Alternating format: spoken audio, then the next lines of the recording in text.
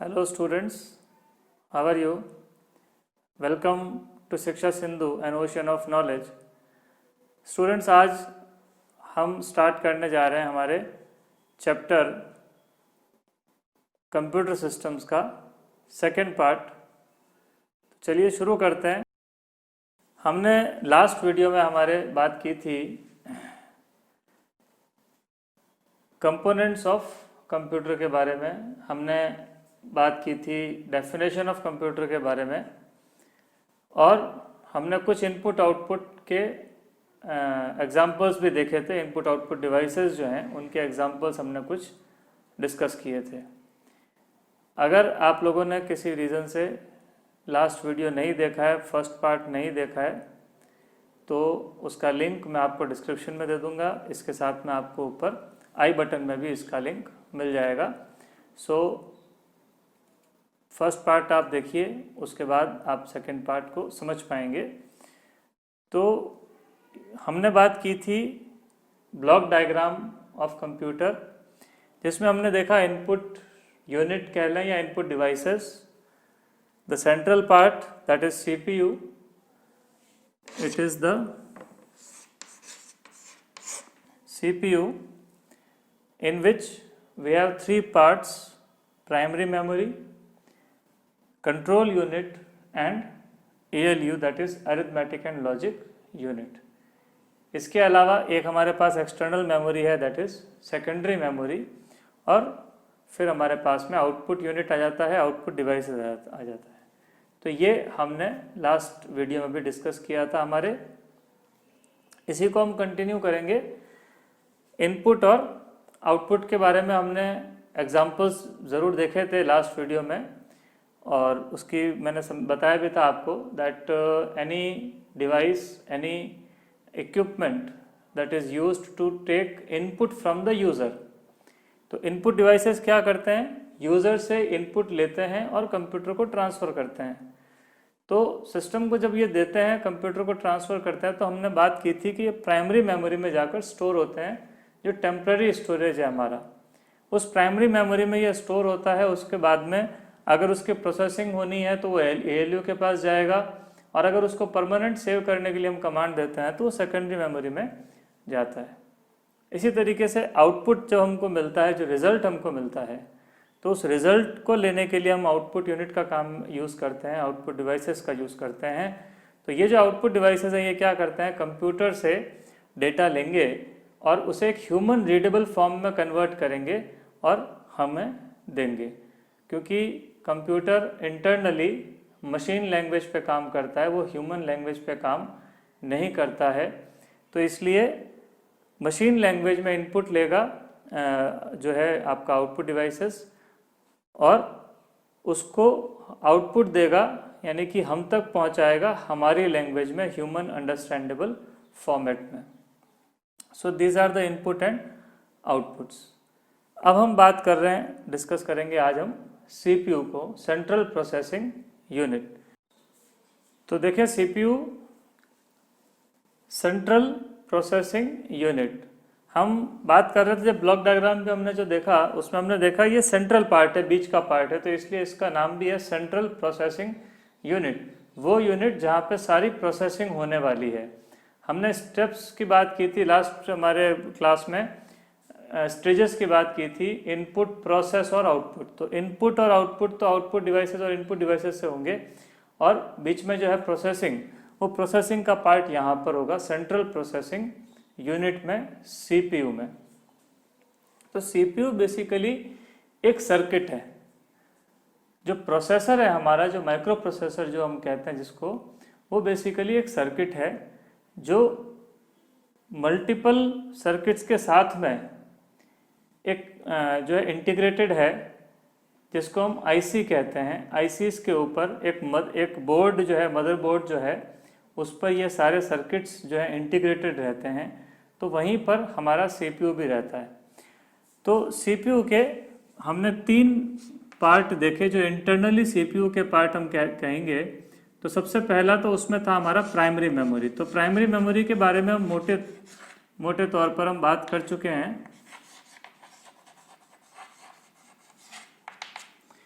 Primary memory जो है वो सीपीयू का वो हिस्सा, वो पार्ट जहां पर आपका डेटा स्टोर होता है टेम्पररी स्टोरेज के लिए। जो इंटरमीडिएट रिजल्ट्स हैं, जो प्रोसेसिंग हुई उसके बीच में जो रिजल्ट्स आते हैं, उन इंटरमीडिएट रिजल्ट्स को भी स्टोर करता है ये, प्लस जो इनपुट आएगा उसको भी स्टोर करेगा, जो आउटपुट देना है उसको भी स्टोर करेगा। ऑपरेटिंग सिस्टम के भी जो रनिंग जो एप्लीकेशंस हैं उनकी फाइल्स को भी ये प्राइमरी मेमोरी ही मेंटेन करके रखती है, जिसको हम रैम भी कहते हैं। प्लस इसके साथ में रजिस्टर्स को भी हम शामिल कर सकते हैं। सीपीयू के पास एक बहुत ही अपना खुद का एक मेमोरी का पार्ट होता है जिसको हम कहते हैं रजिस्टर्स। ये छोटे 1 बिट मेमोरी होती है जो सीपीयू के बिल्कुल सबसे नज़दीक होती है, सबसे करीब होती है। It is closest to the CPU, that is why it is the fastest. और सिर्फ 1 बिट मेमोरी होती है, तो इसलिए जो है फास्टेस्ट होती है, सबसे फास्ट इसको हम मेमोरी कहते हैं। और it is used to store intermediate results. जो भी कैलकुलेशंस होती हैं एएलयू के अंदर, उन कैलकुलेशंस के बीच में जो रिजल्ट आते हैं, उन रिजल्ट्स को स्टोर करने के लिए इन रजिस्टर्स का यूज़ किया जाता है। तो सबसे फास्ट है ये। रजिस्टर्स के बाद में हमारे पास में जो है कैश मेमोरी आती है, और उसके बाद में फिर रैम आती है। रैम के बाद फिर हम बात करते हैं सेकेंडरी मेमोरी की। तो रजिस्टर्स के अंदर जो है आपका टेम्पररी स्टोरेज, जो इंटरमीडिएट रिजल्ट्स हैं वो स्टोर होते हैं। उसके बाद आपकी रैम आ जाती है, कैश आ जाती है, इन सब में आपका स्टोरेज होते हैं।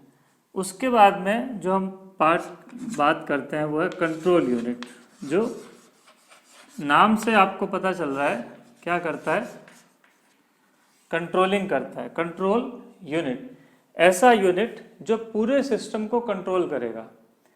This is the unit responsible for each and every coordination going on of the processes going on in the computer system। हमारे सिस्टम के अंदर, हमारे कंप्यूटर के अंदर जो भी चीज़ें चल रही है, जो भी काम हो रहे हैं, उन सबका जो मेंटेनेंस है, जो कोऑर्डिनेशन है, उन सबको यही मैनेज करता है control unit.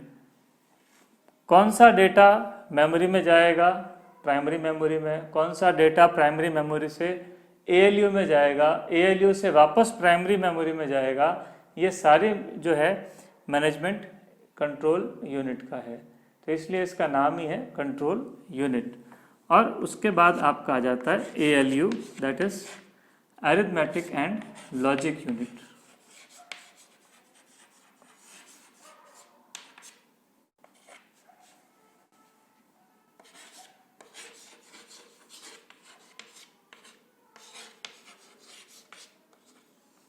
Arithmetic and logic unit. Arithmetic का मतलब आप समझ गए, जो नॉर्मल 4 ऑपरेशंस, अरिथमेटिक ऑपरेशंस आप मैथ्स में भी पढ़ते हैं अपन, प्लस माइनस डिवाइड मल्टीप्लाई, वो अरिथमेटिक।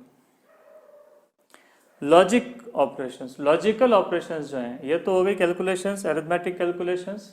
और यहाँ लॉजिकल ऑपरेशंस, लॉजिकल ऑपरेशंस मतलब वो डिसीजंस जहाँ पर आंसर जो है यस और नो में आता है, यानी कि ट्रू है या फॉल्स है, करना है या नहीं करना है। किसी डिसीजन, कोई भी चीज़ है, कोई भी डिसीजन है। जैसे सिंपल सा एग्जांपल लेता हूँ मैं, a ग्रेटर देन 2, या यूँ कह लें 4 ग्रेटर देन 2, ये क्या है, इसका रिजल्ट या तो यस है या नो है। क्या 4 2 से बड़ा है, या तो यस होगा या नो होगा।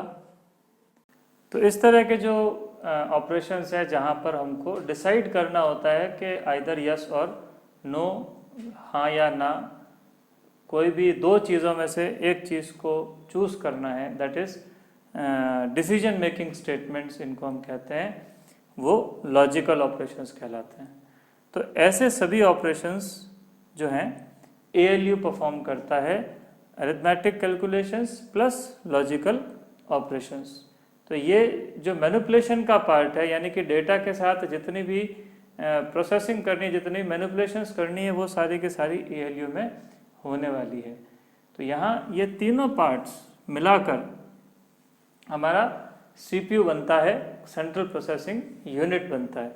इसीलिए CPU को ब्रेन ऑफ कंप्यूटर भी कहा जाता है, because it is doing all the processing work. Data के साथ में जितने भी ऑपरेशंस हैं, जितना भी प्रोसेसिंग है, जितनी भी मैनिपुलेशन है डेटा की, वो सारी यहीं पर होगी।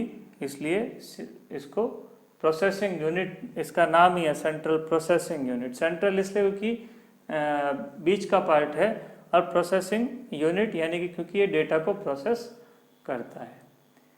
यहाँ कई बार हम कंफ्यूज करते हैं कि जो आपने डेस्कटॉप कंप्यूटर देखा होगा, तो डेस्कटॉप कंप्यूटर में जो कैबिनेट होती है, जो एक बॉक्स जैसा होता है जहाँ से हम स्विच ऑन या स्विच ऑफ करते हैं, और जिसको ओपन करने के बाद उसमें काफ़ी कुछ होता है, तो हम उस पूरे कैबिनेट को ही CPU समझ लेते हैं या CPU कह देते हैं। तो that is not the CPU। वो CPU पर्टिकुलरली CPU नहीं है, कहने में CPU कहते हैं हम उसको डेली लैंग्वेज में, but it is not particularly the CPU। CPU जो है वो इंटरनली जो सर्किट है उसको CPU कहेंगे। जो माइक्रो प्रोसेसर है आपका वो CPU है। वो जो कैबिनेट है वो सिर्फ एक ढांचा है, एक बॉक्स है, एक कैबिनेट है जिसके अंदर बाकी सारी चीज़ों को डाल दिया गया है, इंटीग्रेट कर दिया गया है। उसमें आपकी हार्ड डिस्क भी रहेगी, उसमें आपके ग्राफिक कार्ड्स भी लगाए जाएंगे, उसमें CD DVD रोम भी आपका रहेगा। तो वो सारी चीज़ें, SMPS भी वहाँ पर आता है, जो पावर सप्लाई है वो भी रहती है। तो वो कैबिनेट है, दैट इज़ नॉट CPU। वो CPU नहीं है। तो CPU क्या है? तो सर्किट, जो अंदर का जो सर्किट है, जो अंदर की जो डिज़ाइन है, दैट इज़ जहाँ पर जो माइक्रो प्रोसेसर है मेनली, उस माइक्रो प्रोसेसर को ही हम CPU कहते हैं, जहाँ पर ये तीनों यूनिट्स जो है वर्क करती हैं। Now I think it is clear CPU का क्या काम है और कैसे ये वर्क करता है। तो अब यहाँ बेसिकली एक फ्लो में बता दूँ आपको कैसे इसका फ्लो है डेटा का। तो डेटा आपका इनपुट यूनिट से आएगा प्राइमरी मेमोरी में, प्राइमरी मेमोरी से कंट्रोल यूनिट जो है, कंट्रोल यूनिट सिग्नल्स भेजेगा किसी भी डेटा को प्राइमरी मेमोरी से ALU में डालने के लिए, क्योंकि कंट्रोल यूनिट चेक करता है कि क्या करवाना है डेटा के साथ, क्या प्रोसेसिंग होगी, क्या कैलकुलेशंस होंगी। तो कंट्रोल यूनिट के सिग्नल्स से ही प्राइमरी मेमोरी से वो डेटा जाएगा ALU के पास। ALU से कैलकुलेशंस होंगी, और ALU जो है वो अपनी कैलकुलेशंस करके जो एक इंटरमीडिएट रिजल्ट, जैसे मैंने बताया था, रजिस्टर्स में आपको वो स्टोर करता है, तो वो रजिस्टर्स में डालेगा। अदरवाइज पूरी कैलकुलेशन हो गई तो फिर वो वापस आपका डेटा जो है प्राइमरी मेमोरी में चला जाएगा। तो इस तरीके से ये पूरा फ्लो चलता है, और प्राइमरी मेमोरी से फिर वो डेटा अगर आपको परमानेंट स्टोरेज से चाहिए तो सेकेंडरी मेमोरी में चला जाएगा, और आउटपुट चाहिए तो वो आउटपुट डिवाइसेस पे चला जाता है। तो इस तरीके से ये पूरा डेटा का फ्लो चलता है। आज के इस लेक्चर में इतना ही। हम नेक्स्ट हमारे वीडियो में डिस्कस करेंगे इवोल्यूशन ऑफ कंप्यूटर, कैसे कंप्यूटर बना, कौन कौन सी जनरेशन्स आई, किस किस तरीके से डेवलपमेंट्स हुए। तो क्योंकि वो अपने आप में काफ़ी लंबा टॉपिक है, तो आज हम उसको नहीं लेंगे। तो I hope you all have understood the point, and आप सब लोगों को अच्छा लगा, मज़ा आया होगा इस वीडियो में। रिपीट कीजिए, अगर एक बार में नहीं आपको कोई कंसेप्ट समझ में आता है, वीडियो को रिपीट करके देखिए और पूरा देखिए। फर्स्ट पार्ट इसका ज़रूर देखिएगा, because without the first part second part would be incomplete. तो इसलिए फर्स्ट पार्ट ज़रूर देखिएगा। Stay safe, stay at home. If you have any problem, you can ask me in the comments also. Thank you all. Best of luck.